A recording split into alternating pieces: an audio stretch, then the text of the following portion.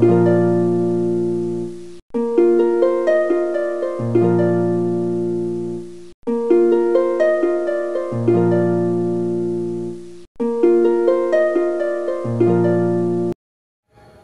Friends, welcome to my channel. అందరూ ఎలా ఉన్నారు? నేనైతే చాలా బాగున్నాను. మీరందరూ ఎలా ఉన్నారా అన్నది నా కామెంట్ బాక్స్లో కామెంట్ చేయండి. ఈరోజు recipe egg rice, street style food అండి. ఒక సరికొత్త రుచితో మేము ముందుకి తీసుకొచ్చాను ఈ వీడియోలోకి వెళ్ళే ముందు, తయారు చేసే విధానం చూసే ముందు, ఎవరైతే నా వీడియోని ఫస్ట్ టైం చూస్తున్నారో నా వీడియోని లైక్ చేయండి, షేర్ చేయండి, సబ్స్క్రైబ్ చేయండి. ఈ కింద ఉన్న బెల్ ఐకాన్ని క్లిక్ చేయండి. క్లిక్ చేస్తే ఆల్ అనే ఆప్షన్ వస్తుంది. అది క్లిక్ చేస్తే నేను పెట్టే ప్రతి వీడియో మీరు మిస్ కాకుండా చూడగలుగుతారు. తయారు చేసే విధానాన్ని చూసేద్దామా? 2 ఉల్లిపాయలు సన్నగా తరుక్కున్నానండి. 4 పచ్చిమిరపకాయలు చీల్చుంచుకున్నాను. 1 స్పూన్ అల్లం పేస్ట్, 4 జీడిపప్పులు, చిన్న కొబ్బరి ముక్క, 4-5 ఎల్లుల్లి రెబ్బల్ని ఇలా కచ్చా పచ్చగా దంచుకోవాలండి.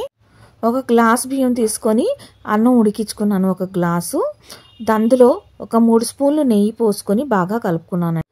రైస్ని మెల్లగా కలుపుకోవాలండి, లేకపోతే రైస్ అన్నది చిదురైపోయి పేస్ట్ అయిపోద్ది, తినడానికి బాగా అనిపించదు. కప్పు కార్న్స్, కప్పు ఉడకబెట్టిన బంగాళదుంపలు తీసి పక్కన పెట్టుకున్నాను. గిన్నె పొయ్యి మీద పెట్టి అందులో కొద్దిగా నూనె పోసి 4 గుడ్లని చిదగేసి దాంట్లో వేసానండి.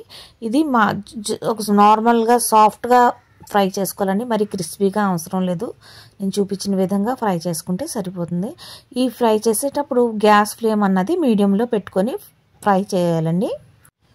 ఫ్రై చేసేటప్పుడు ఇది నెమ్మదిగా కలపాలండి. చిన్న ముక్కలుగా అవనివ్వకుండా కొంచెం పెద్దగానే ఉంచాలి.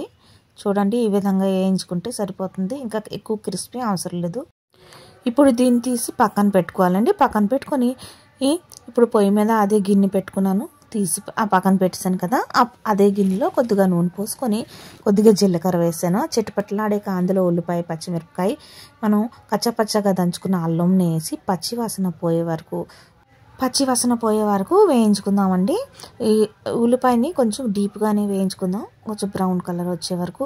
అందులో కొద్దిగా ఉప్పు వేసానండి. ఉప్పు వేయడం వల్ల ఏంటంటే ఉల్లిపాయ అన్నది మనకి తొందరగా వేగుతుంది. ఈ ప్రాసెస్ అంతా మీడియం ఫ్లేమ్ మీదే చేయాలండి. ఈ హై ఫ్లేమ్లో చేస్తే అది అడుగంటేసి మనకు కొంచెం టేస్ట్ పాడయ్యే అవకాశం ఉంది. ఇది మీడియంలో పెట్టి మనం దీన్ని చేసుకోవాలి. చూడండి, ఆల్మోస్ట్ అయిపోయి వచ్చింది. కొద్దిసేపు వేయించుదాం. చూడండి, చక్కగా వేగిపోయింది, ఉల్లిపాయలంతా వేగిపోయింది. ఇప్పుడు ఇందులో మనం ఉడకబెట్టిన బంగాళదుంప, కార్న్స్ వేసి ఒకసారి బాగా కలుపుకుందామండి. ఆల్రెడీ మనం ఉప్పు వేసాం కాబట్టి ఉప్పు వేయని అవసరం లేదు. ఇప్పుడు మనం బాగా కలుపుకొని ఇందులో మనకి రుచికి సరిపడా కారం వేసానండి. కారం వేసి బాగా కలుపుకుంటున్నాను. నెమ్మదిగా కలపాలండి, ఎందుకంటే బంగాళదుంపని కూడా మనం ఆల్రెడీ ఉడికించాం కాబట్టి అది కూడా మెత్తబడిపోయే అవకాశం ఉంది.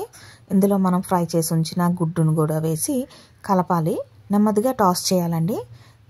నెమ్మదిగా మీడియం ఫ్లేమ్లో పెట్టి టాస్ చేస్తే టేస్ట్ అన్నది సూపర్గా ఉంటుంది. ఇప్పుడు బాగా కలుపుకొని ఇందులో మనం ఉడికించి ఉంచుకున్న అన్నాన్ని కూడా కలుపుదాం అండి. ఈ అన్నం కూడా కలిపి ఈ అన్నాన్ని వేసిన తర్వాత ఒక 5 నిమిషాల పాటు మనం దీన్ని కలపాలి. బాగా కలపాలంటే మరి అడ్డదిడ్డంగా కలుపుకుండా ఒక లెవెల్లో కలుపుకొస్తే అన్నం చిదురవకుండా ఉంటుంది. ఈ అన్నంలో ఇప్పుడు మనం కచ్చపచ్చగా దంచుకున్న జీడిపప్పు, వెల్లుల్లి, కొబ్బరిని వేయాలండి. ఇప్పుడు ఈ రైస్కి అసలైన టేస్ట్ అన్నది ఈ మసాలా వేయడం వల్ల వస్తుందండి. ఈ మిక్స్చర్ ఈ కొబ్బరి మిక్స్చర్ని వేయడం వల్లే చాలా బాగుంటుంది.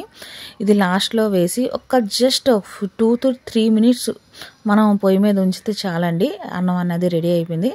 ఇది బాగా కలుపుకొని తర్వాత ఇది మనం సర్వ్ చేస్తే పిల్లలైతే ఎంత ఇష్టంగా తింటారంటే మళ్ళీ అడిగి మరి తింటారండి. అంత రుచిగా ఉంటుంది. పెద్దలు కూడా చాలా బాగుందని అంటారు. ఇంటికి ఎవరైనా వచ్చినప్పుడు మరి వండి పెట్టారనుకోండి, ఎలా ఉండో అన్న ఈ రెసిపీ గురించి మీకు అడుగుతారు. అంత బాగుంటుంది. నేను చెప్పడం కాదు, మీరు ఒకసారి ట్రై చేసి ఈ టేస్ట్ ఎలా ఉన్నదా అన్నది నాకు కామెంట్ బాక్స్లో కామెంట్ చేయండి. ఈ రైస్ అయితే చాలా సూపర్గా ఉంటుందండి. డిఫరెంట్ రుచి అయితే చాలా బాగుంటుంది. మనం బయట ఈ రుచి రాదు, మన ఇంట్లో చేసుకొని తింటే ఈ స్టైల్లో మనం ఆ స్ట్రీట్ స్టైల్ అన్నది మర్చిపోతాం, అంత బాగుంటుంది ఈ రైస్ అన్నది. తయారు చేసే విధానాన్ని చూసారు కదండి, ఇంత ఈజీగా టేస్టీగా చేసుకోవచ్చు అన్నది నేను చూపించాను. ఏ ప్రిజర్వేటివ్స్, అజినోమోటో అలాంటివి ఏమి వేయకుండా చక్కగా మనలో ఇంట్లో ఉన్న సరిపడే వస్తువులతో ఎంత రుచిగా చేసుకోవచ్చు అన్నది నేను చూపించాను. ఇలా చేస్తే మనం పిల్లలు అయితే ఏంటి, పెద్దలు ఏంటి చాలా చాలా ఇష్టంగా తింటారు. ఈ వీడియో మీకు నచ్చినట్టయితే ఈ వీడియోని లైక్ చేయండి, షేర్ చేయండి, సబ్స్క్రైబ్ చేయండి, నన్ను సపోర్ట్ చేయండి. మళ్ళీ ఒక మంచి వీడియోతో మీ ముందుకు వస్తాను. Bye bye. Thank you.